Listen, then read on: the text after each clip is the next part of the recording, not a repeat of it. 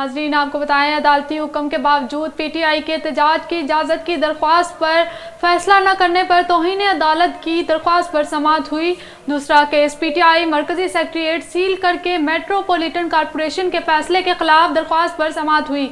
मज़ीद तफसीलात जानते हैं हमारे नुमाइंदे राजा रुखसार अहमद से। जी राजा रुखसार, बताइएगा।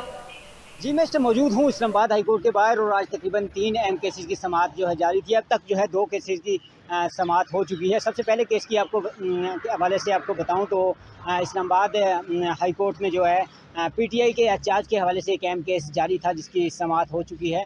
जस्टिस साहिबा ने यह कहा कि आखिर पीटीआई को एहतजाज की इजाज़त क्यों नहीं दी जा रही। इसी हवाले से जो है आज इस केस में एक अहम पेशरफ हुई है कि तकरीबन आज़ाद इस्लामाबाद के आईजी चीफ सेक्रेटरी और डिप्टी कमिश्नर और कमिश्नर को जो है नोटिस जारी कर दिया गया और तौहीन अदालत के हवाले से भी उनको जो है तलब किया गया कि आखिर आएँ और जवाब दें, आखिर इनको इजाज़त क्यों नहीं दी जा रही। इसके बाद जो है इनका जो है समाअत जो है कल तक के लिए मुलतवी कर देगी और कल पता चलेगा कि आखिर इस केस में क्या अहम पेशरफ है।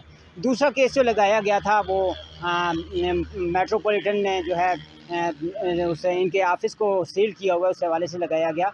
इस हवाले से पीटीआई के वकील ने कहा कि हमें तो नोटिस जारी नहीं किया गया और हमारा जो है ऑफ़िस सील कर दिया गया।